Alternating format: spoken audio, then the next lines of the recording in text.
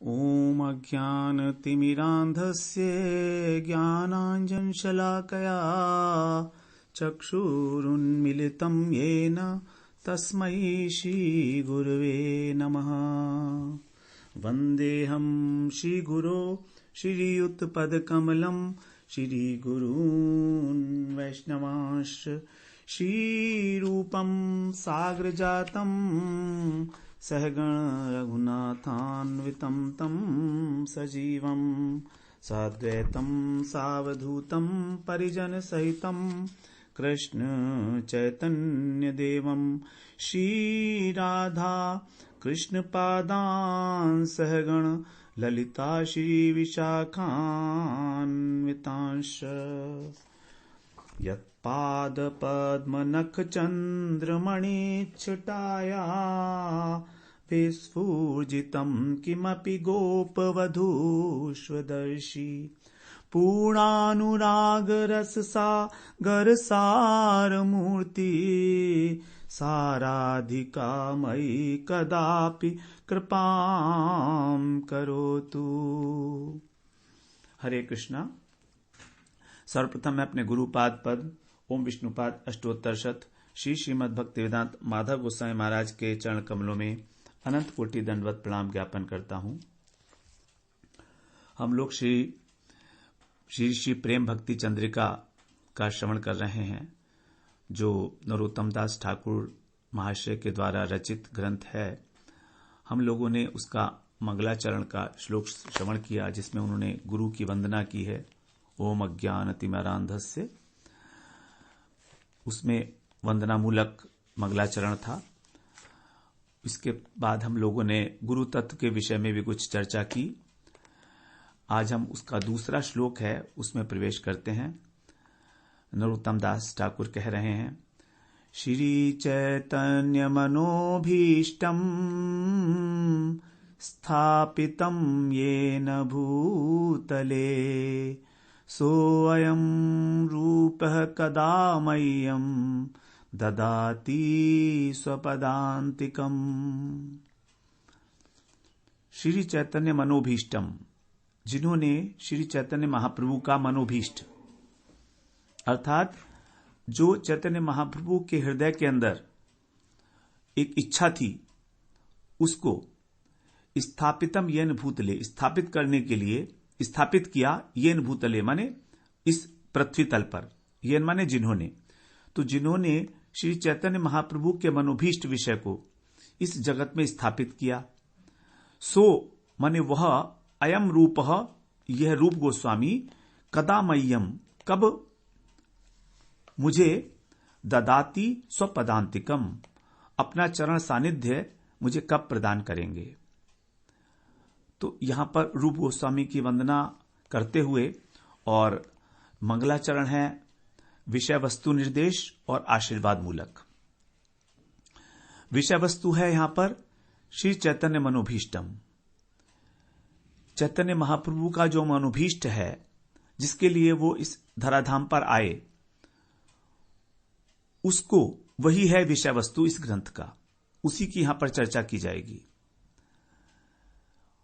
और वो जो मनोभीष्ट है वो रूप गोस्वामी के द्वारा स्थापित किया गया, क्योंकि रूप गोस्वामी के अंदर ही महाप्रभु ने प्रेरणा करके और भक्ति रस का संचार किया। भक्ति रस को कहा गया है वो एक अनंत सागर की भांति है, और महाप्रभु ने इसी सागर की एक बूंद जो है उसका आस्वादन रूप गोस्वामी को कराया जब वो प्रयाग में मिले थे। रूप शिक्षा दूसरी बार जब रूप गोस्वामी से महाप्रभु मिले हैं, तब उन्होंने रूप शिक्षा दी है। वहां पर 10 दिन तक प्रयाग में महाप्रभु ने उनके हृदय के अंदर भक्ति रस का संचार किया, और उसी का जो विस्तार है रूप गोस्वामी ने अपने सभी जितने भी उनके ग्रंथ हैं उसके अंदर अलग अलग प्रकार से किया है। जैसे उज्ज्वल नीलमणि है, भक्ति रसामृत सिंधु है। तो जब महाप्रभु ने वहां पर 10 दिन तक शिक्षा दी और रस का संचार किया, भक्ति रस का, तब उन्हें आदेश भी दिया वहां पर कि अब तुम वृंदावन जाओ और वहां पर जो लुप्त तीर्थ हैं वो उनका उद्धार करो और वहां पर ग्रंथों का प्रणयन करो। इस प्रकार से जो रूप गोस्वामी हैं वो महाप्रभु के शरणापन्न होकर और उनसे शिक्षा ग्रहण करके फिर प्रयाग की ओर उन्होंने प्रयाग नहीं वृंदावन की ओर आए हैं वहां पर। तो रूप गोस्वामी के विषय में जीव गोस्वामी जो हमारे षट गोस्वामी हैं, देखिए महाप्रभु ने किसी प्रकार के ग्रंथ की कोई रचना नहीं की, लेकिन जो हमारे षट गोस्वामी हैं, 6 गोस्वामी, उन्होंने ही वृंदावन में आकर अनेक प्रकार से भक्ति के सिद्धांत को, भक्ति रस के सिद्धांत को स्थापित किया, लुप्त तीर्थों का उद्धार किया, सदाचार की शिक्षा दी। यही उनको आदेश दिया गया था महाप्रभु के द्वारा। तो जो जीव गोस्वामी हैं, उन्होंने रूप गोस्वामी दशकम में रूप गोस्वामी के स्वरूप का वर्णन किया है। वो बता रहे हैं कि श्री रूप गोस्वामी राधा कृष्ण के उज्जवल रस का परिपाक हैं, अर्थात जब राधा और कृष्ण का रस उज्ज्वलता को प्राप्त होता है तो उसी की पराकाष्ठा है रूप गोस्वामी। जब राधा और कृष्ण का प्रेम परिपक्वता को प्राप्त होता है, उसका जो स्वरूप है वही है रूप गोस्वामी।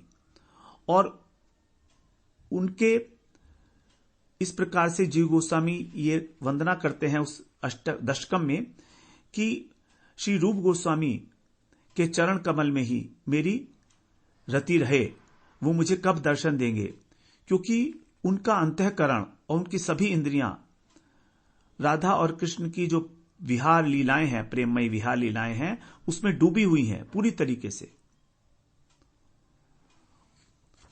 तो ये रूप गोस्वामी का स्वरूप बताया गया है। रूप गोस्वामी साक्षात मंजरी हैं गोलोक धाम में, वहां पर राधा कृष्ण की सेवा में नित्य नियुक्त हैं। वहां पर साधन सिद्ध नहीं है रूप गोस्वामी, जगत के जीवों पर कृपा करने के लिए ही वो इस धराधाम पर रूप गोस्वामी के रूप में आए हैं। वो नित्य सिद्ध हैं। कृष्ण की जो नित्य आराध्या हैं, जो उनकी प्रिया हैं, वो है राधा रानी, और उनके अनुगत हैं सभी युतेश्वरी, अष्ट सखियां इत्यादि, ललिता जिसमें प्रधान है। उसी प्रकार से जो सखी के बाद मंजरी गण हैं, उनके अंदर श्री रूप गोस्वामी प्रधान हैं, नित्य सिद्धा हैं। और इन्हीं के अनुगत्य में जितने भी साधक सिद्ध ध्येय धारण करके जो है गुरुजन, महाजन और जो इस जगत के अंदर साधन करते हैं साधु पुरुष वैष्णव लोग, वो उन्हीं के अनुगत्य में जाते हैं वहां पर। तो इस प्रकार से रूप गोस्वामी का स्वरूप बताया गया है और उन्हीं के लिए, वही उन्हीं के चरणों में यहां पर निवेदन कर रहे हैं कि वो मुझे कब अपना चरण सानिध्य जो है प्रदान करेंगे। इस प्रकार के रूप गोस्वामी। तो यहां पर बड़े कौशल के साथ उन्होंने रूप गोस्वामी का स्मरण किया और वस्तु निर्देश और आशीर्वाद रूप में मंगलाचरण भी किया। कैसे? क्योंकि यहां का इस ग्रंथ का जो विषय वस्तु हो गई, वो हो गई चैतन्य मनोभीष्टम, कि महाप्रभु इस जगत में जिस चीज को देने के लिए आए वो, और आशीर्वाद के रूप में कह रहे हैं कि मह्यम ददाति, कदा मह्यम ददाति स्वपदांतिकम, अर्थात हमें जो है उस विषय वस्तु का जो चैतन्य महाप्रभु देने के लिए आए, उसका आस्वादन करने के लिए हमें आशीर्वाद चाहिए। तो आशीर्वाद रूपी मंगलाचरण हो गया कि मुझे अपने चरणों में कब देंगे, कब लेंगे। तो रूप गोस्वामी से आशीर्वाद की इच्छा भी कर रहे हैं कि कब मुझे अपने चरणों की रति प्रदान करेंगे, अपना सानिध्य प्रदान करेंगे। चैतन्य महाप्रभु के विषय में हम लोग श्रवण कर ही आए हैं कि किस प्रकार से वो कृष्ण ही, जब कृष्ण की द्वापर के अंत में प्रकट हुए तो उनकी 3 अभिलाषाएं अपूर्ण रह गई थी कि राधा रानी के प्रेम की महिमा क्या है, मेरी अपनी रूप की मधुरिमा क्या है, और मेरी इस मधुरिमा का आस्वादन करके राधा रानी को किस प्रकार का सुख मिलता है। इन 3 मनोवांछाओं को पूरा करने के लिए ही महाप्रभु इस जगत में आए। तो ये जो 3 इच्छाएं थी, ये महाप्रभु की अपनी इच्छाएं थी, ये मुख्य इच्छा थी। इसीलिए उन्होंने राधा जी का भाव और राधा जी की अंग कांति, इसको लेकर वो चैतन्य महाप्रभु के रूप में इस जगत में अवतीर्ण हुए। लेकिन उनका यह मनोभिलाष जो है, मनोभीष्ट जो है, वो अपने लिए है और यही मुख्य है। दूसरा है विश्व के लिए। विश्व के लिए जो उनका मनोभीष्ट है वो आनुषंगिक रूप से है, गौण है, लेकिन वो विश्व को भी उसी रस के अंदर, भक्ति रस के अंदर सरोबार कर देना चाहते हैं महाप्रभु। भगवान ही केवल एकमात्र ये जानते हैं कि उनकी सेवा किस प्रकार से हो सकती है, अच्छी प्रकार से। सबसे अच्छी सेवा भगवान की कौन कर सकता है? जो भगवान ही बता दें उसे, क्योंकि सेव्य वस्तु को ही मालूम है कि उसको क्या चीज पसंद है, क्या चीज नहीं है। इसीलिए कृष्ण इस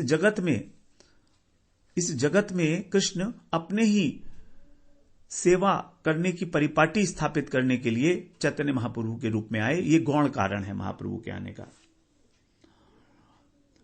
रामानंद राय ने कहा है, महाप्रभु से कहा था, निज गूढ़ कार्य तुम्हार प्रेम आस्वादन। तुम्हारा जो गूढ़ कार्य है, जो निज कार्य है, वो है प्रेम का आस्वादन, कृष्ण प्रेम का आस्वादन करना।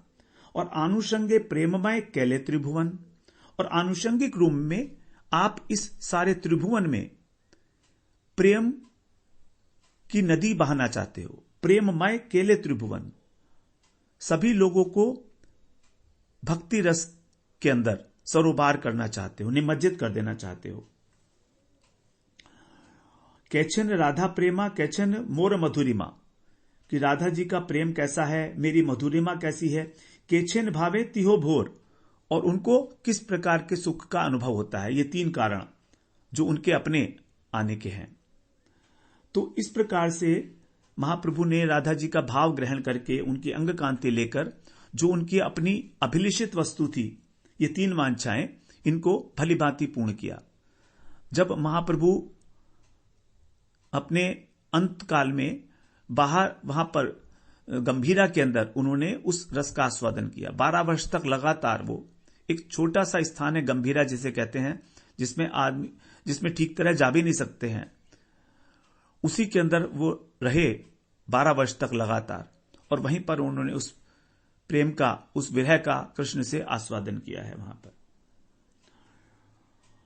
और जो उन्होंने स्वयं आस्वादन किया, उसी प्रेम की जो माधुरी है, राधा प्रेम की जो माधुरी है, वो राधा जी की सेविका के रूप में, किंकिरे के रूप में, किंकरी जो कहती है, किंकरी का अर्थ होता है किम करोमी, कि मैं और क्या करूं, मैं और क्या करूं।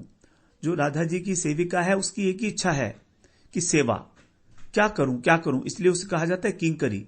तो राधा जी की जो किंकरी हैं, उसके रूप में राधा की सेवा करके, और वो उसका आस्वादन कराने के लिए महाप्रभु जो हैं, उनके अंदर गौण इच्छा थी उनकी। तो इस प्रकार से ये वाले जो इच्छा थी, गौण इच्छा, इसी इच्छा को उन्होंने रूप गोस्वामी के माध्यम से, जो उनके प्रिय पार्षद हैं, इस विश्व में स्थापित कराया, उनके हृदय में उस भक्ति रस का संचार करके। रूप गोस्वामी ने स्वयं ये बात कही है कि किस प्रकार से महाप्रभु ने उनके हृदय के अंदर भक्ति रस का संचार किया है। वो कह रहे हैं, हृदय यस्य प्रेरणया प्रवर्तितो अहम वराक रूपोपि तस्य हरे पद कमलम वंदे चैतन्य देवस्य।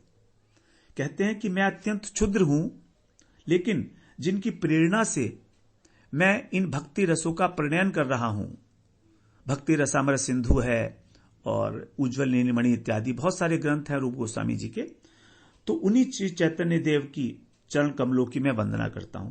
तो स्वयं को वहां पर उन्होंने कहा वराक रूपो अपी, वराक का मतलब है क्षुद्र, अत्यंत क्षुद्र, लेकिन ऐसा है नहीं, क्योंकि रूप गोस्वामी, सनातन गोस्वामी ब्राह्मण भारद्वाज गोत्रीय हैं, ब्राह्मण परिवार के हैं। यद्यपि इन्होंने बंगाल में कुछ समय तक हुसैन शाह जो एक यवन शासक थे, उसके यहां कार्य किया। सनातन गोस्वामी प्रधानमंत्री थे और रूप गोस्वामी वित्त मंत्री थे कुछ समय तक, लेकिन वहां पर कुछ समय रहे और फिर इतने व्याकुल हो गए महाप्रभु से मिलने के लिए कि किसी प्रकार से वहां से भागकर और महाप्रभु की शरण ली है, महाप्रभु की शरणापन्न हो गए। तो इसीलिए जो ब्रज रस का आस्वादन करना चाहते हैं, जो इस प्रकार का लोभ रखते हैं कि हमें कृष्ण का प्रेम जो ब्रज भक्ति है वो उस भाव से हमें प्राप्त हो, उनको श्री रूप गोस्वामी के चरणों में अनुगत होकर, गुरु परंपरा के अनुगत होकर ही उन ग्रंथों का अनुशीलन करना होगा। और हम इसी प्रकार के एक ग्रंथ का अनुशीलन कर रहे हैं। ये गौड़ीय संप्रदाय का बहुत सरल भाषा में लिखा गया और वो सबसे छोटा ग्रंथ है। केवल 120 प्यार और श्लोक मिलाकर आते हैं इसमें। तो जब हम रूप गोस्वामी का अनुगत होकर, अपने गुरुदेव के अनुगत होकर इस ग्रंथ का गंभीरता से मनन करते हुए अनुशीलन करते हैं, श्रवण करते हैं, तब हमारे हृदय के अंदर वो जो भाव है कृष्ण के प्रति, जो लौकिक सद्बंधुवत भाव जिसको कहा गया है कि कृष्ण के प्रति हमारी ऐश्वर्य बुद्धि तो है ही, हम जानते हैं वो भगवान है, ठीक है, लेकिन भगवान होने से हमें जिस बात का अनुभव होना चाहिए, जिस रस का, वो नहीं होता है। तो भगवान होते हुए भी जो है वो हमारे अपने हैं, मेरे पुत्र हैं, मेरे सखा हैं, मेरे प्रियतम हैं। ये भाव जब हमारे अंदर आता है, लौकिक सद्बंधुवत भाव, तभी रस की उत्पत्ति होती है। क्योंकि जहां पर ऐश्वर्य की प्रधानता है वहां पर आदान प्रदान बड़ा संक्षिप्त होता है, उसके अंदर बहुत सारी सीमाएं होती हैं। लेकिन जहां पर अपनापन है वहां पर सेवक अपने सेवे की जो सेवा करता है वो सेवा पराकाष्ठा को प्राप्त हो सकती है। अपने सेव्य की इच्छा के अनुसार जब सेवक उसकी विषम भाव से, निसंकोच भाव से सेवा करता है, अपना सर्वस्व अर्पण करते हुए, तभी जो है सेवक और सेव्य दोनों की ही आनंद की वृद्धि होती है उस आदान प्रदान से। तो इसी बात के लिए महाप्रभु जो है यहां पर आए, गौण जो उनका उद्देश्य था इस धराधाम पर आने का। महाप्रभु गोलोक सर छोड़ के आए हैं। मार्कंडेय पुराण में आया है, गोलोकम च परित्यज्य लोकानाम त्राण कारणात् कलौ गौरांग रूपेण लीला लावण्य विग्रह। गोलोकम च परित्यज्य, गोलोक धाम को छोड़कर, लोकानाम त्राण कारणात्, जो कलयुग के जीव हैं, कलौ जो कलयुग के अंदर जीव हैं, उनको उद्धार करने के लिए, उनको भक्ति रस का आस्वादन कराने के लिए, गौरांग रूपेण, गौर हरि के रूप में, लीला लावण्य विग्रह, जो लीला और लावण्य के साक्षात विग्रह हैं। महाप्रभु अत्यंत अत्यंत सुंदर हैं, क्योंकि राधा जी की उनकी अंग कांति है, तप्त कांचन गौरांगी, वही महाप्रभु का जो है तप्त कांचन वर्ण है। और लीलाएं, महाप्रभु की जो लीलाएं हैं वो कृष्ण की लीलाओं से भी अत्यधिक सरस हैं, क्योंकि कृष्ण की लीलाओं में कहीं कहीं और कहीं के क्या अधिक ही कई बार माधुर्य के साथ ऐश्वर्य भी झलकता है, काफी झलकता है। गोवर्धन को उठाना, इतने सारे दैत्यों का वध करना, ब्रज लीला की बात कर रहे हैं यहां पर भी। लेकिन महाप्रभु की लीला में इतनी नरवत लीला है वो कि उसमें से ऐश्वर्य को निकाल पाना बड़ा मुश्किल है। तो केवल माधुर्य ही माधुर्य है वहां पर। इसीलिए महाप्रभु को कहा गया महावदान्य, क्योंकि हम महाप्रभु के साथ अपने को आइडेंटिफाई कर सकते हैं एक भक्त के रूप में। महाप्रभु आए भक्त के रूप में, तो भक्त के रूप में जब भगवान आते हैं तो हम भगवान के साथ आइडेंटिफाई कर लेते हैं, उनके आचरण का हम अनुकरण कर सकते हैं। कृष्ण के आचरण का हम अनुकरण नहीं कर सकते हैं क्योंकि वो भगवान है। महाप्रभु के लिए कहा गया है, जो महाप्रभु का प्रणाम मंत्र है, आनंद लीलामय विग्रहाय हेमाभदेव्य छवि सुंदराय तस्मै महाप्रेम रस प्रदाय चैतन्य चंद्राय नमो नमस्ते, चैतन्य चंद्राय नमो नमस्ते। आनंद लीलामय विग्रहाय, महाप्रभु का जो श्री विग्रह है आनंद लीलामय विग्रह है। ऐसी लीला जो आनंद देती है सबको। हेमाभ दिव्य छवि, उनकी छवि कैसी है? हेमाभ, जैसे हेम का अर्थ है स्वर्ण, स्वर्ण की तरीके से आभायुक्त, दिव्य छवि सुंदर आय, तस्मई महाप्रेम रस प्रदाय, ऐसे जो उस महान प्रेम रस को प्रदान करने के लिए आए हैं। यही महान प्रेम रस जो है श्रीमद् भागवत पुराण में पंचम पुरुषार्थ कहा गया है। पंचम पुरुषार्थ यही है जिसको महाप्रभु देने के लिए आए हैं। श्रीमद् भागवतम पुराण ममलम प्रेमा पुमर्थो महान,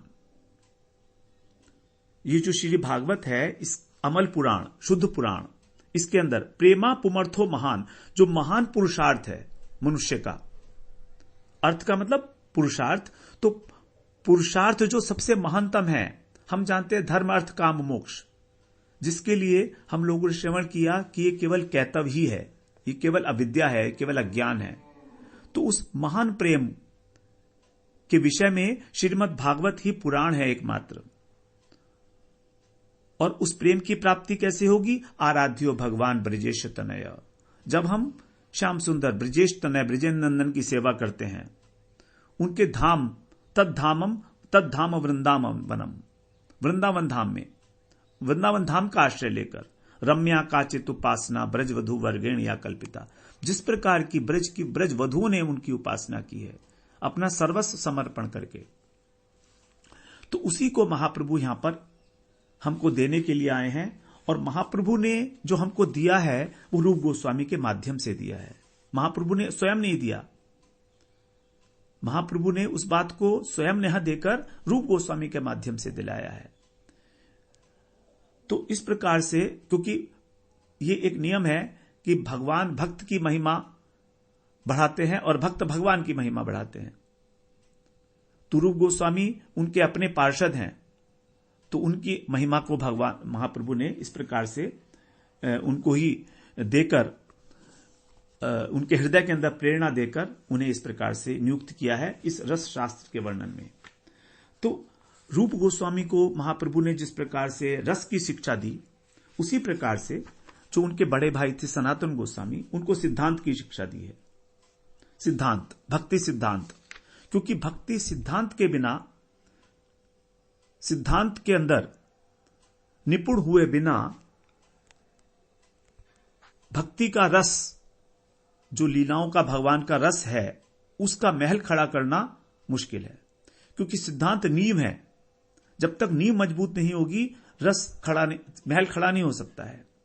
तो जो व्यक्ति बिना सिद्धांत को जाने रस में प्रवेश करते हैं, उनको अभीष्ट वस्तु की प्राप्ति नहीं होती और पतन का भी संभावना रहती है।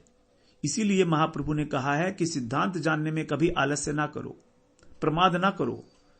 सबसे पहले सिद्धांत को जान लो, उसके बाद रस चर्चा होती रहेगी।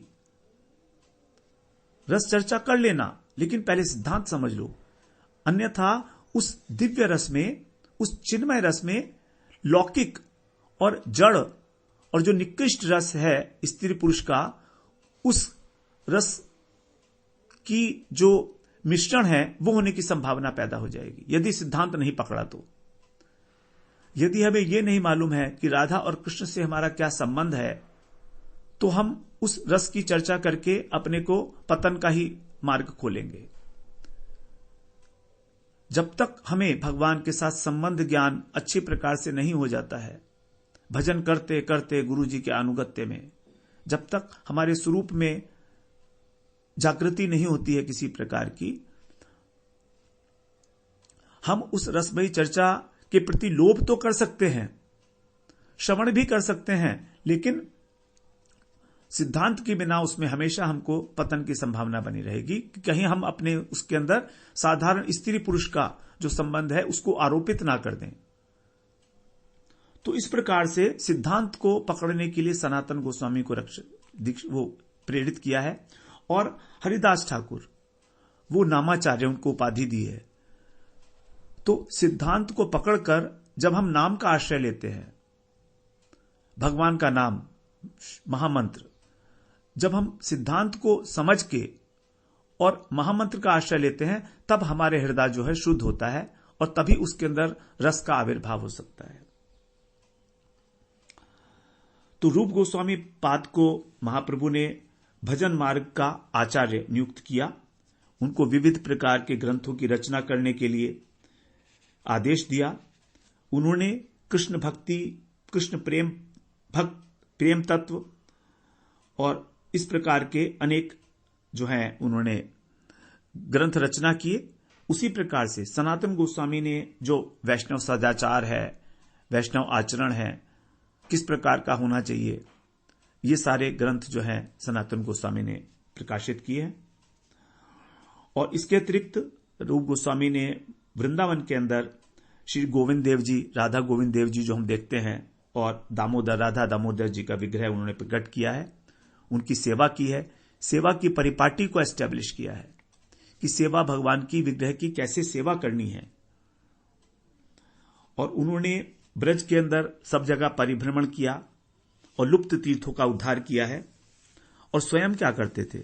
स्वयं बिल्कुल वैराग्यमय जीवन व्यतीत करते थे, बिल्कुल वैराग्यमय जीवन। हमारे जो षड गोस्वामी हैं, उन्होंने सभी ने वृंदावन में आकर अत्यंत वैराग्य का आचरण करते हुए और सभी लुप्त तीर्थों का उद्धार किया, ग्रंथों का प्रणयन किया, सेवा की परिपाटी, वैष्णव सदाचार, ये सब स्टैब्लिश किए। जो श्रीनिवासाचार्य के द्वारा षड गोस्वामी अष्टक लिखा गया है, अष्टक, उसके अंदर बताया गया है कि हमारे गोस्वामी गण वृंदावन में किस प्रकार से अपना जीवन यापन करते थे। तो हम लोग उसको एक बार श्रवण करेंगे। संख्या पूर्वक नाम गान नति भी कालावसानी कृतौ, निद्राहार विहार कादि विजितौ, चात्यंत दीनौ चयौ, राधा कृष्ण गुण स्मृतिर मधुरिमा, नंदेन सम्मोहितौ, वंदे रूप सनातनौ रघुयुगौ, श्री जीव गोपालकौ। रूप गोस्वामी, सनातन गोस्वामी, रघुयुगौ, दोनों रघु अर्थात रघुनाथ भट्ट और रघुनाथ दास गोस्वामी, जीव गोस्वामी और गोपाल भट्ट गोस्वामी, ये हमारे 6 षड गोस्वामी हैं। कैसे करते थे? संख्या पूर्वक नाम गान, महामंत्र का उच्चारण संख्या पूर्वक, 1 लाख, 2 लाख, 3 लाख, संख्या पूर्वक नाम गान। नति भी का मतलब संख्या पूर्वक प्रणाम, दंडवत प्रणाम श्री विग्रह को। कालावसानी कतौ, इस प्रकार से उन्होंने अपना जो समय है वो यहां पर व्यतीत किया। और निद्राहार विहार कादि विजितौ, निद्रा को, आहार को और आहार विहार इत्यादि पर उन्होंने विजय प्राप्त की। विजितौ च अत्यंत दीनौ चयौ, और अत्यंत दीनहीन होकर यहां पर जीवन यापन किया। जबकि हम सोच सकते हैं कि जो बंगाल में, गौड़ देश में हुसैन शाह के प्राइम मिनिस्टर और वित्त मंत्री थे, उनका क्या स्टेटस होगा वहां पर। और रघुनाथ दास गोस्वामी तो उनके पास जो उनके पिता थे वो 1 लाख स्वर्ण मुद्राएं, 12 लाख स्वर्ण मुद्राएं एक साल में उनकी आमदनी थी। राजा के पुत्र थे एक प्रकार से सारे। लेकिन यहां पर अत्यंत दीनहीन भिक्षुक का वेश धारण करके रहे हैं। राधा कृष्ण गुण स्मृते, राधा जी और कृष्ण जी के गुण को स्मृति करते हुए, और मधुरिमा आनंदेन सम्मोहितौ, और अपने को उनकी मधुरिमा के द्वारा सम्मोहित होकर आनंद को प्राप्त करते हुए विमुग्ध रहते थे। उस आनंद से, उस आनंद में डूबे रहते थे, राधा कृष्ण की जो मधुरिमा है, उनके जो गुण हैं उसके अंदर। इस प्रकार से, और अंत में कह रहे हैं, हे राधे ब्रज देवी के चललिते, हे नंद सूनो कुतः, श्री गोवर्धन कल्प पादप तले, कालिंदिवन्ये कुतः, घोषन्ताविति सर्वतो ब्रजपुरे, खेदैर्महावेवलो, वंदे रूप सनातनौ रघुयुगौ, श्री जीव गोपालकौ। हमेशा क्या कहते थे? हे राधे, हे ब्रज की पूजनीय देवी, ब्रज की देवी राधे, आप कहां हो, आप कहां हो? हे ललिते, आप कहां हो? हे ब्रजराज कुमार, हे श्याम सुंदर, आप कहां हो? क्या आप गोवर्धन के कल्प वृक्ष के नीचे बैठे हो? श्री जी, गोवर्धन कल्प पादप तले, क्या आप उसके नीचे बैठे हो? अथवा कालिंदी वन्य कुतः, क्या यमुना जी के तट पर आप विहार कर रहे हो, वन समूह में भ्रमण कर रहे हो? घोषण ताविति सर्वतो ब्रजपुरे, इस प्रकार से ब्रजमंडल में, सारे ब्रजमंडल में वो पुकारते हुए, और जो उनको विरह हो रहा था भगवान से, खेदैक महाविव्वलो, खेद मतलब विरह, विरह की जो पीड़ा है उसमें महान विह्वल होकर रोते रोते ही जो भ्रमण करते थे चारों ओर, सर्वतो पूरे ब्रजमंडल में खोजते थे, कृष्ण कहां है, राधा जी कहां है, ललिता कहां है, कैसे मुझे उनके दर्शन हो। इस प्रकार से भक्त की भूमिका में स्वयं जो गोलोक धाम से अवतीर्ण हुए हैं महाप्रभु के पार्षद, उनकी लीला में योगदान करने के लिए ही। तो इस प्रकार से हमारे षड गोस्वामी जो हैं, उन्हीं में से जो प्रधानतम है रूप गोस्वामी और सनातन गोस्वामी। वास्तव में सनातन गोस्वामी बड़े थे, रूप गोस्वामी छोटे थे। बड़े भाई सनातन गोस्वामी और रूप गोस्वामी सनातन गोस्वामी को अपना गुरु मानते थे, लेकिन फिर भी क्योंकि रूप गोस्वामी ने भक्ति रस की शिक्षा दी है और अनेक अनेक ग्रंथों का प्रणयन किया, जबकि सनातन गोस्वामी के ग्रंथ कम हैं थोड़े, तो इसलिए रूप गोस्वामी को ही हम जो है यहां पर इन्हीं की शरणापन्न होने के लिए कहा गया है। सो अयम रूपः कदा मह्यम, तो उन्हीं को भगवान ने, महाप्रभु ने आज्ञा दी थी कि आप भक्ति रस का स्थापन करो इस जगत के अंदर, मंजरी भाव का स्थापन करो। यह मंजरी भाव महाप्रभु के आने से पहले नहीं था। महाप्रभु के इस जगत में आने से पहले भक्ति तो थी, लेकिन भक्ति रस नहीं था। भक्ति के अंदर किसी प्रकार का रस की अनुभूति नहीं थी उसके अंदर।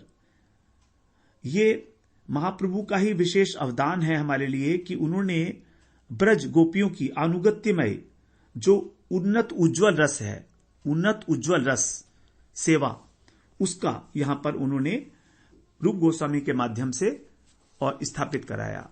फिर रूप गोस्वामी ने भक्ति रसामर सिंधु, उज्जवल नीलमणि, विदग्ध माधव, ललित माधव इत्यादि अनेक अनेक।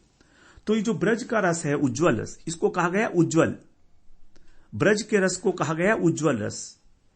तो ये जो रस है पहले ब्रह्मा, शिव, उद्धव इत्यादि के लिए भी अगम्य था, उनको भी यह प्राप्त नहीं था।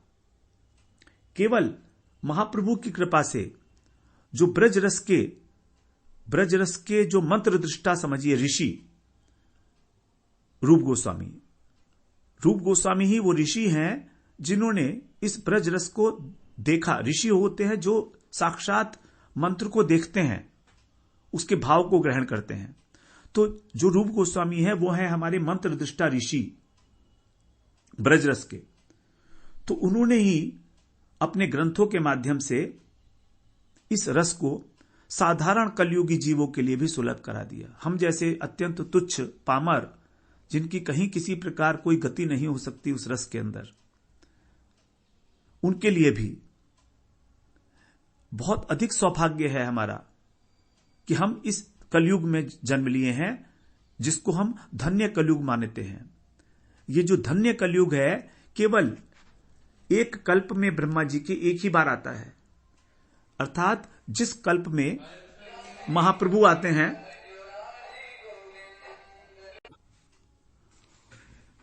उसी को धन्य कलयुग कहा गया है, क्योंकि केवल महाप्रभु ने ही इस रस का जो है प्रचार किया है। और जब कृष्ण आते हैं जिस द्वापर में, उसी के बाद जो कलयुग आता है उसी के अंदर महाप्रभु आते हैं, क्योंकि कृष्ण की इच्छाएं तो पूरी रह गई, उसी कृष्ण की इच्छाएं जो है पूरी नहीं हुई थी, तो उन्हीं इच्छाओं को पूरा करने के लिए महाप्रभु आते हैं। तो कृष्ण केवल एक ही कल्प में एक बार आते हैं। स्वयं कृष्ण द्वापर के अंत में एक कल्प के अंदर एक बार आते हैं, और एक कल्प जो है वो ब्रह्मा जी के एक दिन के बराबर है। तो इस प्रकार से, और उनके एक दिन के अंदर जो है ब्रह्मा जी के एक दिन में 1000 चतुर्युग हैं। 1000 चतुर्युग मतलब 1000 चतुर्युग का मतलब चतुर्युग होता है हमारा सत्ययुग, त्रेता युग, द्वापर युग और कलयुग, इन तीनों को जोड़कर एक चतुर्युग, ऐसे ऐसे 1000। तो एक चतुर्युग की जो वो अवधि है वो है 43,20,000। जब हम इसको हम इसको मल्टीप्लाई करते हैं 1000 से, तो ये हमारा एक दिन होता है और उतनी ही बड़ी रात होती है। तो इस प्रकार से जो कृष्ण आते हैं यहां पर, वो आएंगे हमारे 2 मल्टीप्लाइड बाई 43,20,000 मल्टीप्लाइड बाई 1000। इतने वर्षों के बाद स्वयं कृष्ण जो अवतारी हैं वो इस धरातल पर आते हैं और भगवान महाप्रभु भी उसी समय आते हैं। तो इस कलयुग में जन्म लेना हमारा सबसे बड़ा सौभाग्य है। अन्यथा और कलयुग के अंदर ये शिक्षा, चैतन्य शिक्षा अवेलेबल नहीं है। होगी भी तो लुप्त प्राय होगी, इतना स्पष्ट रूप से कहीं पर नहीं मिल पाएगी। इसलिए उसको धन्य कलयुग कहा गया है, क्योंकि इस कलयुग के अंदर महाप्रभु ने हमको जो चीज दी है, वस्तु दी है, वो अन्य युगों के अंदर उपलब्ध नहीं है। तो इस प्रकार से जो प्रेम है, ये भक्ति रस है, ये सर्वश्रेष्ठ वस्तु है। भक्ति रस का जो आविर्भाव है वो उन व्यक्तियों के हृदय में नहीं हो सकता है जो ज्ञान, वैराग्य और योग इत्यादि में रत हैं, अथवा जो संसार के कर्मों में रत हैं। उनके हृदय में इस भक्ति रस का आविर्भाव नहीं हो सकता है। जिनका चित्त कृष्ण के चरणारविंद में अनुरक्त हो गया है, वही केवल इस रस का आस्वादन कर सकते हैं। इसीलिए रूप गोस्वामी ने शुद्ध भक्ति की परिभाषा दी अलग से। यद्यपि शुद्ध भक्ति की परिभाषा श्रीमद् भागवत में, नारद पंचरात्र इत्यादि ग्रंथों में दी हुई है कि भक्ति क्या है, लेकिन उसके अंदर भी इतना स्पष्ट नहीं था। इसलिए रूप गोस्वामी को उत्तमा भक्ति के नाम से इसकी एक अलग परिभाषा देनी पड़ी। अन्याभिलाषिता शून्यम ज्ञान कर्माद्यनावृतम आनुकूल्यन कृष्णानुशीलनम भक्तिरुत्तमा। मतलब जो भक्ति ज्ञान और कर्म से अनावृत है, शून्य नहीं, अनावृत, ढकी हुई नहीं है, मिश्रित नहीं है, और जिसके अंदर अन्य अभिलाषा नहीं है कृष्ण के अतिरिक्त। तो इसके विषय में तो हम लोग अलग से चर्चा कर भी आए हैं पहले, इसकी चर्चा हम यहां पर अभी नहीं कर पाएंगे। और आनुकूल्यन कृष्णानुशीलनम, और कृष्ण का हमें अनुशीलन करना है, उनकी सेवा करनी है जो उनके अनुकूल है, उनके अनुकूल वस्तु का, जो उनको अच्छा लगता है। उनको रुचिकर नहीं है, जो कृष्ण को अच्छा लगता है वो नहीं, बल्कि जो उनके हितकारी है वो। जैसे चाणूर मुष्टिक जो कंस के पहलवान थे, तो कृष्ण की इच्छा थी कि उनसे लड़ूं, तो कृष्ण को अच्छा तो लग रहा था, रुचिकर तो लग रहा था, लेकिन वो कृष्ण के फेवर में नहीं था, हितकर नहीं था, क्योंकि वो कृष्ण के शरीर को कष्ट पहुंचा रहे हैं। तो कृष्ण को वीर रस का आस्वादन करने की इच्छा थी, रुचि थी, लेकिन हम उसको आनुकूल्यन कृष्णानुशीलन नहीं कह सकते कि उन्होंने कृष्ण की अनुकूल रूप से सेवा की है, क्योंकि वो अनुकूल सेवा नहीं है।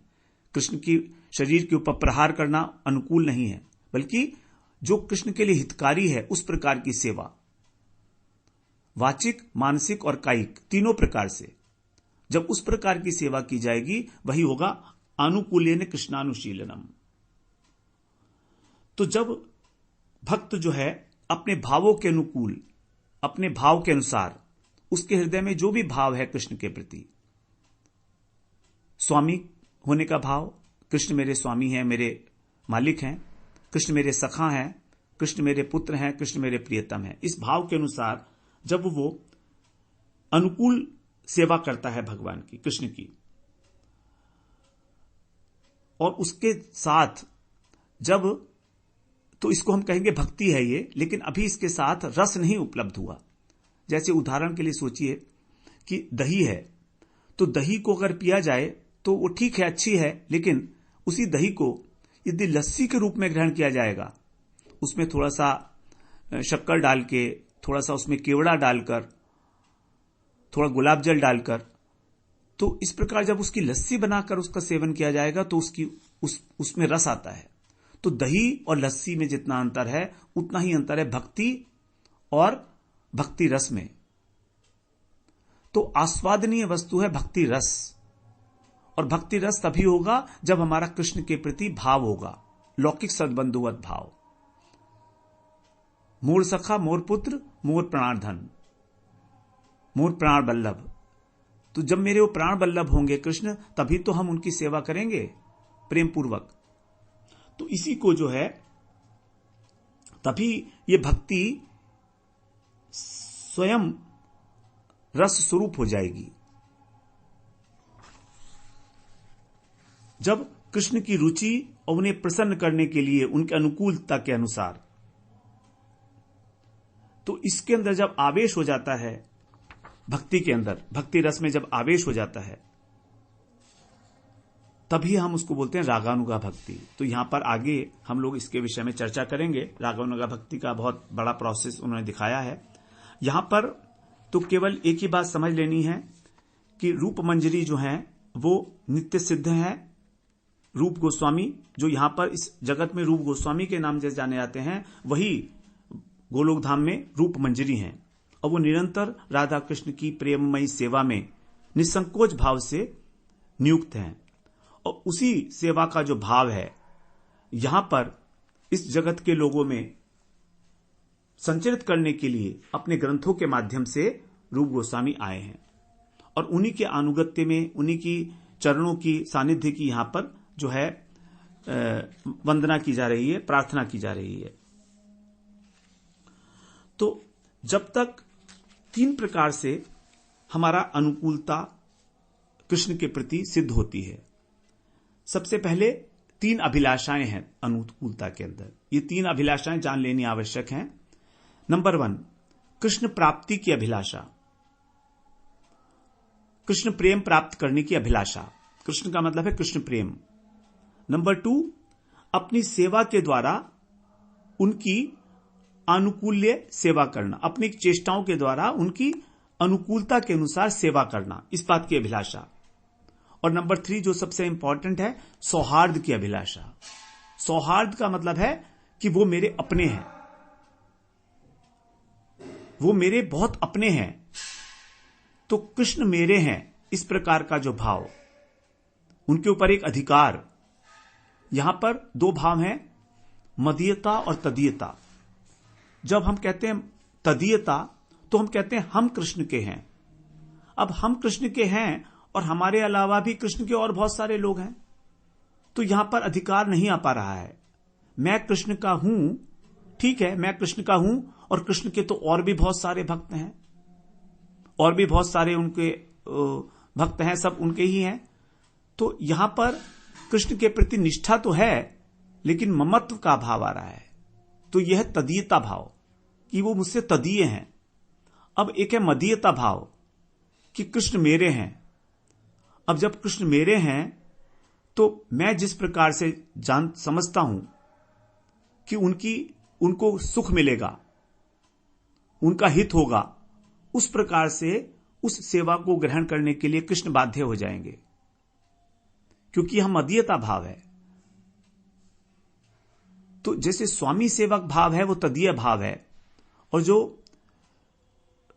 जो प्रिया प्रियतम का भाव है वो है मदीयता भाव। राधा रानी का भाव कृष्ण के प्रति है मदीयता का भाव, कि कृष्ण मेरे हैं, इस प्रकार का अधिकार है उनके ऊपर। और जो एक और सखी हैं चंद्रावली जी, उनका भाव है तदीयता का भाव। तो हमें यहां पर राधा जी का अनुगत्य स्वीकार करना है, अर्थात मदीयता भाव का आदर करना है। तो हम यहां पर कृष्ण प्रेम की प्राप्ति के लिए ही राधा जी का जो दास्यत्व है उसकी अभिलाषा कर रहे हैं वास्तव में। तो ये जो तीन प्रकार की अभिलाषाएं हैं, जब हम इन तीन प्रकार की अभिलाषाओं के अंदर रहते हैं तो ये होती है अन्याभिलाषिता शून्यम। इन तीनों के अतिरिक्त और कोई अभिलाषा नहीं है। संसार की वस्तुओं को मांगने की बार बार जो हमारी आदत है, वो इस प्रकार की हमारी कोई अभिलाषा नहीं है कृष्ण से। तो इसी बात को जो है रूप गोस्वामी ने बहुत स्पष्ट रूप से और अपने ग्रंथों के अंदर बताया और उस भाव को दिया कि किस प्रकार से भगवान की जो लीलाएं हैं उसमें हमारा कैसे मन लगेगा। एक्चुअली उनकी जो रचनाएं हैं वो केवल रचना नहीं है, वो केवल ग्रंथ नहीं है, वो उपासना का एक अंग है। उपासना का एक अंग है। जब हम उनकी रचनाओं का सेवन करते हैं, आस्वादन करते हैं, तो हमारे हृदय के अंदर अपने आप से कृष्ण के प्रति जो भावनाएं हैं वो प्रस्फुटित होती हैं, हृदय के अंदर प्रेरणा होती है। तो यहां ग्रंथों का अनुशीलन करना ही एक साधना का मुख्य अंग है। यह नहीं है कि हमने ग्रंथ को पढ़ लिया, समझ लिया, सुन लिया और उसका फल हमें बाद में मिलेगा, ऐसा नहीं है। तो उनके जो ग्रंथ में विशेषता है, भाव और कला दोनों का समन्वय है। भक्ति भाव से भरे हुए हैं और साथ में कला भी है। इस बात का प्रमाण है क्योंकि जब महाप्रभु ने उनके द्वारा ग्रंथ लिखे गए ग्रंथ थे, जब उनका श्रवण किया महाप्रभु ने, तो वो बता रहे हैं, महाप्रभु स्वयं बता रहे हैं कि किस प्रकार से उनके ग्रंथ हैं। देखिए, महाप्रभु ही ये बात बता सकते हैं कि उनके ग्रंथों का जो रस है वो कैसा है, क्योंकि महाप्रभु ने तो प्रेरणा दी है ना उनके हृदय के अंदर। तो जब नीलाचल में एक बार श्री हरिदास ठाकुर की कुटिया में महाप्रभु से पार्षद विराजमान थे और श्री रूप गोस्वामी के जो नाटक हैं उनका वो आलोचना कर रहे थे, तो श्री रामानंद राय जो महाप्रभु के पार्षद हैं, जो विशाखा सखी हैं, कृष्ण लीला में जो विशाखा सखी हैं, वो उनसे कहते हैं महाप्रभु, ए तो सुनी राय कहे प्रभुर चरणे, रूपेर कवित्व प्रशंसी सहस्त्र वदने। हे राय सुनो कि जो रूप का कवित्व है इसकी प्रशंसा तो शेषनाग भी करें तो कम है। कवित्व ना है ए अमृतेर धार, नाटक लक्षण सब सिद्धांतेर सार। ये कवित्व नहीं है, ये अमृत का सार है, अमृत की धारा है ये, जो उन्होंने अपने नाटकों के माध्यम से उड़ेल दी है। और उस अमृत के अंदर सिद्धांतों का सारा सार भरा हुआ है। जितने भी गौड़ीय वैष्णव सिद्धांत हैं, जितने भी भक्ति परक सिद्धांत हैं, सब सिद्धांतेर सार। प्रेम परिपाटी ए अद्भुत वर्णन, सुनिचित करने है आनंद गुणन। और प्रेम की परिपाटी का, उस प्रेम को प्राप्त करने की जो पद्धति है उसका इतना अद्भुत वर्णन किया है रूप गोस्वामी ने अपने नाटकों में कि सुनिचित करने है आनंद गुणन, कि जब हम उसको सुनते हैं तो हमारा जो चित्त है, हमारा जो हृदय है, वो आनंद से घूमने लगता है, सिर घूमने लगता है। बिल्कुल। फिर आगे कह रहे हैं, किम काव्येन कवेस्तस्य, किम कांडेन धनुष्मतः, परस्य हृदये लग्नम न घूर्णयति अक्षरः।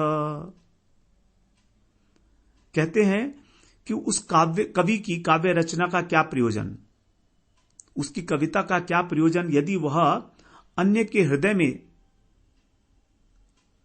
उसको सुनने पर यदि किसी अन्य के हृदय में इतना आनंद का उन्मेष ना हो जाए कि उसका सर घूमने लगे, इतना आनंद से व्याकुल हो जाए। आह, क्या बात है। इस प्रकार अगर किसी की कविता नहीं है तो उसका क्या कवित्व है, कुछ भी नहीं है। और दूसरा कह रहे हैं उदाहरण, परस्य हृदय लग्नम ने घूर्णयति अक्षरः।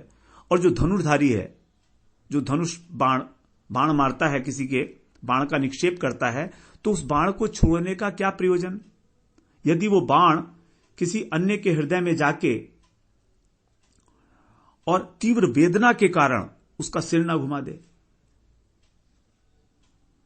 तो इस प्रकार से जो महाप्रभु की कृपा है, जो करुणा है, वो श्री रूप गोस्वामी का जो कवित्व है, जो उनका स्वाभाविक है, जन्म से है, तो वो प्रेममय जो कवित्व है, उनकी जो शैली है वर्णन करने की, उस शैली के माध्यम से जब उन्होंने ग्रंथों का प्रणयन किया, तो उन ग्रंथों के श्रवण कीर्तन स्मरण से, केवल श्रवण कीर्तन स्मरण से ही जो इस जगत का प्राकृत रस है, हमारी इंद्रियों के द्वारा जो हम रस ग्रहण करते हैं, 5 ज्ञानेंद्रियां है ना हमारी, चक्षु, कर्ण, जिह्वा, रसना और त्वचा, स्पर्श का सुख, शब्द का सुख, दर्शन का सुख और आस्वादन, स्वाद का सुख और सूंघने का सुख, ये जो है, ये जो रस आ रहा है, ये अत्यंत घृणास्पद हो जाता है, अत्यंत तुच्छ। गीता में जैसे कहा भगवान ने, रसवर्जम रसोप्यस्य परम दृष्ट्वा निवर्तते। यदि उस उत्कृष्ट रस की किंचित मात्र भी अनुभूति हो जाए, किंचित मात्र, परम दृष्ट्वा निवर्तते, तो ये जो सांसारिक रस हैं, ये संपूर्ण रूप से निवृत्त हो जाते हैं। और उस अपराकृत रसास्वादन से जो कीर्तनकारी है, जो श्रवणकारी है, वो धन्य हो जाता है, धन्य धन्य हो जाता है, कृतार्थ हो जाता है। जैसे ध्रुव जी ने कहा, कृतार्थो अस्मि वरम न याचे। केवल श्रवण मात्र से उसके कृतार्थ हो जाता है व्यक्ति। उसके अंदर इस प्रकार का एक आनंद की लहर उठती है हृदय के अंदर। तो ब्रजभाव क्या है? ब्रजभाव यही तो है कि हमारे हृदय में कृष्ण की सेवा करने की उत्कंठा जागृत हो जाए किसी प्रकार। तो इस प्रकार से जो महाप्रभु का मनोभीष्ट था, भक्त भक्ति कृष्ण प्रेम तत्वेर निर्धार, वैष्णव कृत्य और वैष्णव आचार, अर्थात भक्त भक्ति कृष्ण प्रेम, इनका जो तत्व है उसका निर्धारण किया जाए स्पष्ट रूप से। भक्त क्या है, वैष्णव कौन है, शुद्ध भक्त की बात कर रहे हैं। भक्ति क्या है, शुद्ध भक्ति, उत्तमा भक्ति, जिसको रूप गोस्वामी ने बताया। और कृष्ण प्रेम क्या है, कृष्ण प्रेम का तत्व क्या है, ये कृष्ण प्रेम हमारे हृदय में कैसे आविर्भूत होगा, व्हाट इज द प्रोसेस, इस बात का निर्धारण हो। नंबर 2, वैष्णव कृत्य, और वैष्णव को किस प्रकार से कार्य करना चाहिए, सेवा करनी चाहिए। और वैष्णव आचार, और किस प्रकार से उससे सदाचार, शुद्धता, बाहरी शुद्धता भी आवश्यक है कुछ अंशों में। हम उसको जीवन का उद्देश्य नहीं बना सकते, लेकिन यदि बाहरी रूप से हम लोग अशुचि अवस्था में हैं, गलत जो है आहार कर रहे हैं, गलत प्रकार से निद्रा कर रहे हैं, आहार विहार ये हमारा सब अगर दूषित है, तमोगुणी है, रजोगुणी है, तब भक्ति के हृदय में स्थान पाने की संभावना नहीं है। क्योंकि भक्ति केवल वहीं आ सकती है जहां सत्वगुण है। सत्वगुण जहां रजोगुण और तमोगुण को दबा दिए है, वहीं पर ही भक्ति की संभावना पैदा होती है। यह नहीं कि हो जाएगी, संभावना है केवल भक्ति रस की। भक्ति रस तो वास्तव में उस सत्वगुण से भी अतीत है, शुद्ध सत्व है वो। तो भगवान का प्राकट्य हृदय में तभी होता है जब शुद्ध सत्व का प्रादुर्भाव होता है। और शुद्ध सत्व जो है वो तभी होता है जब हमारा हृदय द्रवित हो जाता है उसमें, भगवान की लीलाओं कथाओं को सुन के, जब हमारा जो स्वरूप है उसके अनुरूप लीला कथाओं को सुनकर। ऐसे नहीं कि हमने कोई कथा सुनी और कभी हमने बाल लीला सुनी, कभी हमने भगवान की पौगंड लीला सुनी, कभी हमने किशोरावस्था की लीला सुनी और हमारा हृदय थोड़ी देर के लिए विगलित हो गया तो हम सोचे हमें भक्ति आ गई। नहीं, जो हमारा स्थायी भाव है पहले हमें उसका पता हो, और उसके अनुरूप जब हम उस प्रकार की कथा सुने तो हमारा हृदय विगलित हो जाए, विकार को प्राप्त हो जाए, उसके अंदर विकार हो जाए, सात्विक विकार जो हैं हमारे, वो हमारे हृदय के, वो अश्रु, कंप, पुलक इत्यादि, इस प्रकार से। तो जब वो विकार को प्राप्त होता है, द्रवित होता है, विगलित हो जाता है, तब उस हृदय के अंदर शुद्ध सत्व होता है। उस शुद्ध सत्व में भक्ति रस का आस्वादन होता है और कृष्ण का प्रादुर्भाव होता है। तो इस प्रकार से यहां पर, और कृष्ण भक्ति कृष्ण प्रेम सेवा प्रवर्तन, यह भी महाप्रभु का अभीष्ट था कि कृष्ण भक्ति कृष्ण प्रेम और सेवा प्रवर्तन। सेवा कैसे की जाए, लुप्त तीर्थ उद्धार, जो ब्रज के लुप्त तीर्थ हैं, और वैराग्य शिक्षण और वैराग्य का शिक्षा। तो अपने आचरण के द्वारा उन्होंने हमको ये शिक्षा दी कि किस प्रकार से हम महाप्रभु की जो मनोभीष्ट था उनका परम निगूढ़ मंजरी भाव की साधना, उसके रहस्य को यहां पर जगत में प्रचारित करना और उस प्रकार से आचरण करके और सेवा करके जो ब्रज का अत्यंत रहस्यमय निकुंज मंदिर है भगवान का, उसमें श्री राधा माधव की सेवा को प्राप्त करना, यह है वास्तव में महाप्रभु का अभीष्ट इस जो जगत के लिए था, गौण उद्देश्य उनके आने का, अवतरण का। तो जब हम रूप गोस्वामी के अनुगत्य में इस मार्ग का अनुकरण करते हुए जिस प्रकार से उन्होंने हमें कहा है उस प्रकार से जब हम साधना करते हैं, तब ध्यान करते हैं, तब हमारे को उस प्रकार से उसकी प्राप्ति होती है, प्रेम की प्राप्ति होती है, उस ब्रज भाव की प्राप्ति होती है। इसीलिए जो रूप गोस्वामी के विषय में कहा गया है कि किस प्रकार लालसा है भक्त की रूप गोस्वामी के चरणों में सानिध्य में शरणागति प्राप्त करने की, कह रहे हैं श्री रूप मंजरी पद सेई मोर संपद सेई मोर भजन पूजन सेई मोर प्राण धन सेई मोर आभरण सेई मोर जीवे निर्जीवन। श्री रूप मंजरी का जो चरण कमल है वही मेरी संपदा है और वही मेरा भजन है, वही मेरा पूजन है, वही मेरे प्राण हैं और वही मेरे आभूषण हैं। सेई मोर जीवन एरे जीवन, मेरे जीवन का भी जीवन वही है।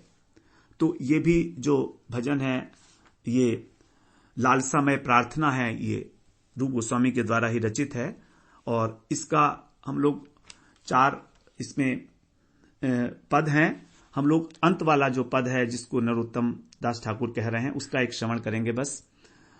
तू या आदर्शन अही गरले जारल देही चिर दिन तापित जीवन हा प्रभु कर दया देह मोरे पद छाया नरोत्तम लैल शरण नरोत्तम लैल शरण।